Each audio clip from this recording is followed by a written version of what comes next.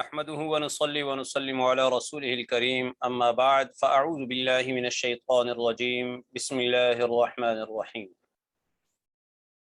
شهر رمضان الذي أنزل فيه القرآن هدى للناس.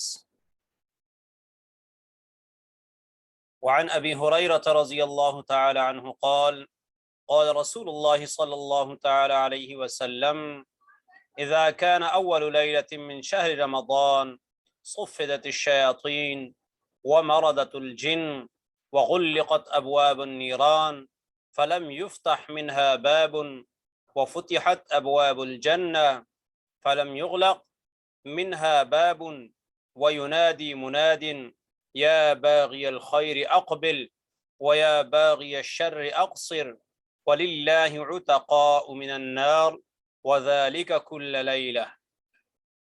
آمنت بالله صدق الله العظيم وبلغنا رسوله النبی الأمی الکریم. میرے انتہائی واجب الاحترام معزز و محترم گرامی قدر سامعین کرام، ماہ رمضان المبارک کا چاند نظر آ گیا بحمد اللہ وعونہ وفضلہ وکرمہ.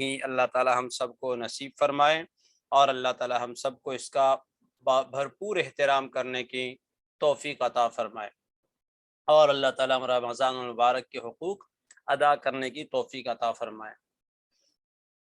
رسول اللہ صلی اللہ علیہ وسلم کا ارشاد ہے، حضرت ابو ہریرہ رضی اللہ تعالی عنہ راوی ہیں، فرماتے ہیں کہ حضرت صلی اللہ علیہ وسلم نے فرمایا جب رمضان کی پہلی رات آتی ہے تو شیاطین اور سرکش جن زنجیروں میں جکڑ کر دوزخ میں بند کر کے اس کے تمام دروازے بند کر دیے جاتے ہیں اور پھر اس کا کوئی دروازہ نہیں کھولا جاتا.